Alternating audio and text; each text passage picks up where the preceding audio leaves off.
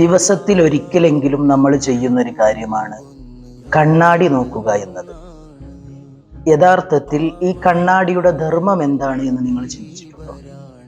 ഒരു കണ്ണാടി നമ്മൾ നോക്കുന്ന സമയത്ത് ആ കണ്ണാടി നമ്മോട് സംസാരിക്കുകയാണ്. എന്താ സംസാരിക്കുന്നത്? നിങ്ങളുടെ മീശ ശരിയല്ല, അതല്ലെങ്കിൽ മുഖത്തൊരു പാടുണ്ട്, അത് നീക്കിക്കളയണം. ഇങ്ങനെ നമ്മുടെ മുഖത്തുള്ള ന്യൂനതകൾ, നമ്മുടെ ശരീരത്തിലുള്ള ന്യൂനതകളൊക്കെ നമുക്ക് പറഞ്ഞു തന്ന് ആ ന്യൂനതയിൽ നിന്ന് നമ്മെ രക്ഷപ്പെടുത്തുകയാണ് യഥാർത്ഥത്തിൽ കണ്ണാടി ചെയ്യുന്നത്. ഇതുപോലെയാണ് ഒരു മുസ്ലിം. അതുകൊണ്ടാണ് നബി സല്ലല്ലാഹു അലൈഹി വസല്ലമ തങ്ങൾ പറഞ്ഞത്, അൽ മുസ്ലിമു മിർആത്തുൽ മുസ്ലിം.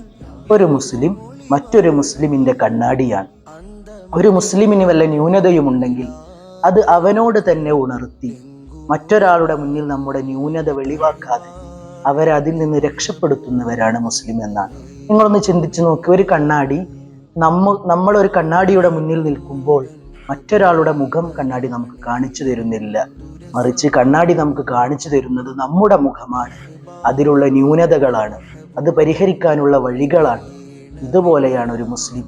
ഒരിക്കലും ഒരാളുടെ ന്യൂനത മറ്റൊരാളോട് പറയാതെ അവരോട് തന്നെ ഉണർത്തി അതിൽ നിന്ന് അവരെ രക്ഷപ്പെടുത്തണം. അസ്സലാമു അലൈക്കും വറഹ്മത്തുള്ളാഹി.